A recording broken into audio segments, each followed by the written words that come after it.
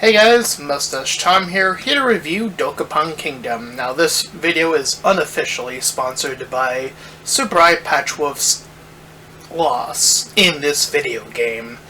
You see, the whole reason for starting this Let's Play was to teach Super Eyepatch Wolf how to play, and not only play, but win at Dokapon Kingdom.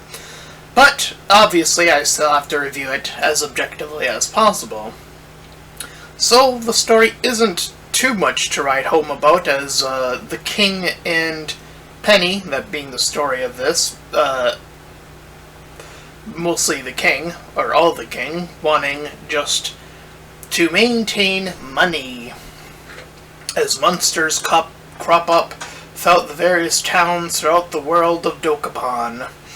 And it is up to your created character, or whichever class you pick, to make your way through and claim the most money, with every chapter doing a silly side adventure from the dog getting sick to exploding a debt with a bomb, and then needing IOUs.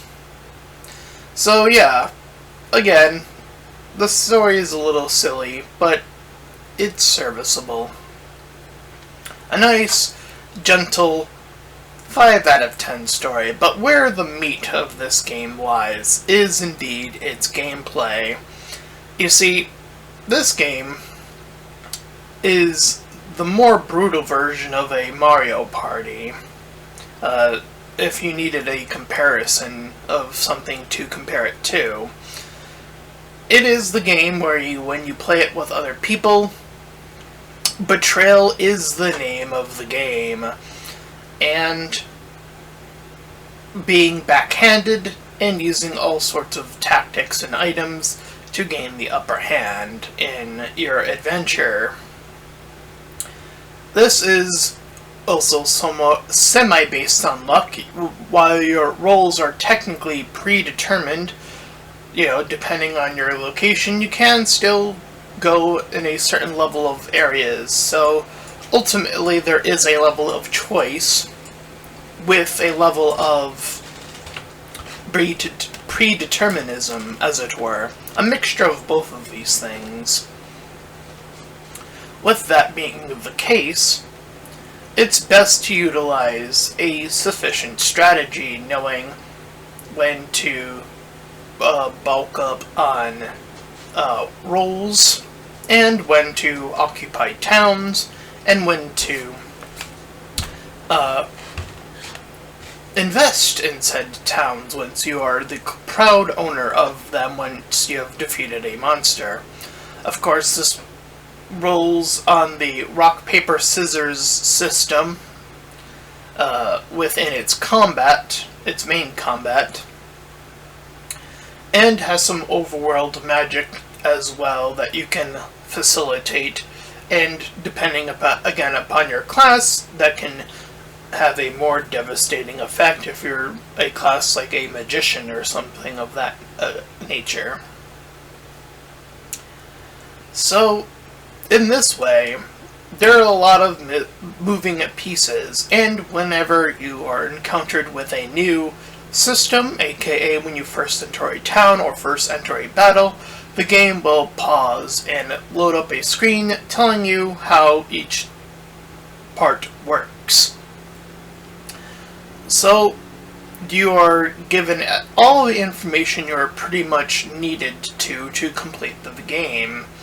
For every instance from combat to town ownership, and even the castle itself and the castles that reside throughout the several continents of the game. So, each of these, as I mentioned, have their own little functions. You are guided to what they do, and from there, it is, again, ultimately up to you to decide when to do certain activities. This can even range from, if you're at the bottom of the barrel, to turn into what's called a darkling, This gives you a boost in all of your stats. And furthermore, Darkling points. Each turn, you're resided a certain number of points in which you can re-devastate and bring other players back down to your level, or status, essentially. That is a role of the Darkling. Now, what I will say is this, as someone who's now played Dokapon Kingdom 3 times, it does seem, at least in this iteration, that the Darkling does seem to be useful up until chapter 2 or 3, depending. Unless you get really lucky on your rolls, if it is later on in the video game.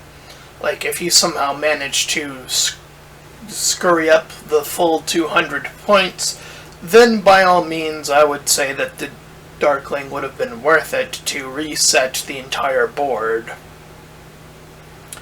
But other than that ability, it's definitely the lower end abilities that take up the most majority of the points that are going to be the ones that you're probably going to need for later on, and again, that's more dependent on luck rather than anything else.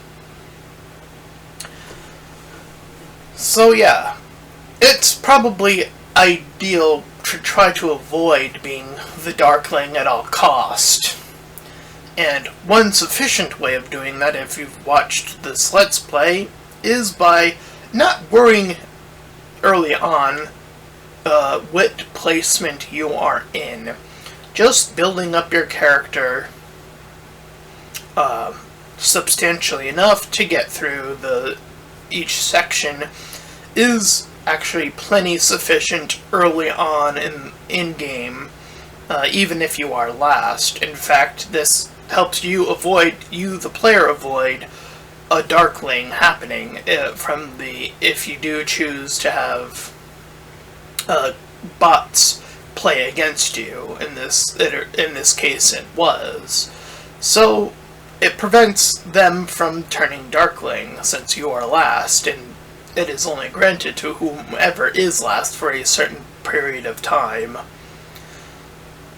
It is definitely past Chapter 3 and moving on to 4 onward, where you're going to start to want to now claim towns and now move your way up in the totem pole, which should substantially become easier and easier as you march your way forward. Of course, that means keeping up to date with the most recent gear and making sure you're at a sufficient level, as well as each number of combats can level you up. And you can even master your class and move on to a different class as well, and go into these unlockable classes that are that serve to give you even greater abilities, like a cleric being able to heal yourself in battle or outside of battle as well, on a random given chance. So yes, there is tons to do, and the events keep things refreshing and, they keep the spice of life vibrant throughout your game experience. You'll have players be sucked up into space and losing or gaining stats just based off luck. You'll play Rochambeau with a child that will steal your money, or if you're in debt, give you, or at least get you out of debt. There's the homeless guy that you can pay to maybe get an item. There's a guy that just steals people's items for you. There's a robot that is an assassin that will go after someone else if they land on a battle tile randomly within a certain period of time. All of these, and more, all within the random withdrawal, and other events that do take place within Dokapon that are just even unrelated to all of those, from the areas having a harvest, or the complete opposite of the towns going on strike, or there's a drought. These things will more so affect you on the money side of things and what you're able to, of course, purchase or not purchase in that instance.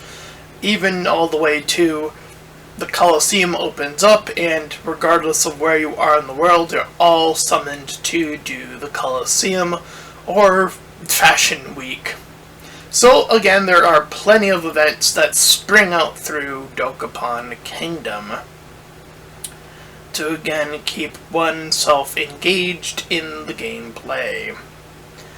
And, you know, based off of my own experiences playing this game, I would love to see a proper sequel to this particular version of the game, with more classes available and a bigger board in general to facilitate, and more crazy events, obviously, to, you know, randomize things along the way.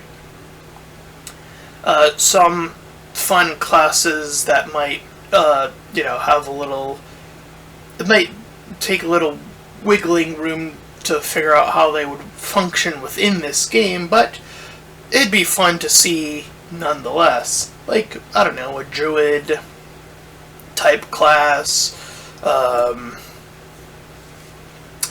assassin. Maybe you have the ability, because I know you can plant traps in the field, maybe you can plant multiple traps as an assassin, and maybe your traps are more effective when you are the assassin class. It's things like this.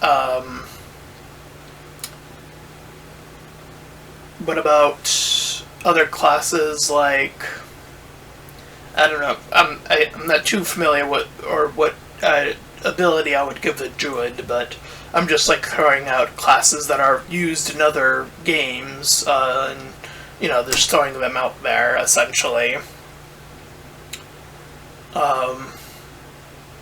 So yeah, it'd be interesting to get just a proper sequel to this type of game. Dokapon Kingdom 2. I'm sure that would be a living nightmare for the ones who have made this game particularly famous, that being of the WoolieVersus variety, of course, and having a hand in that. I do not doubt that myself, but here we are, me completing Dokapon Kingdom on the channel with the hardest NPC difficulties and being victorious, and I would give the gameplay a solid 8 out of 10. I do think that there are some bizarre events that do keep it from being top tier, but those are in the Let's Play. You can see them for yourselves, where my town, for example, gave another character money, which was so bizarre. It's probably the weirdest one out of all the things that are misfortunes upon you. But yeah, I digress. Anyway, that's my full review for Dokapon Kingdom, and if you ended up enjoying this review, then feel free to send this at Super Eyepatch Wolf so that he will know that this is done in his name and his honor. Also, feel free to like, comment, and subscribe. Again, check those links in the description. When I drove to my petition to help small YouTubers, second to my PayPal, where you can help support me and my channel directly, and third to my Discord server. You can join, collab, chill, do that cool stuff, and until next time, everyone, bye-bye.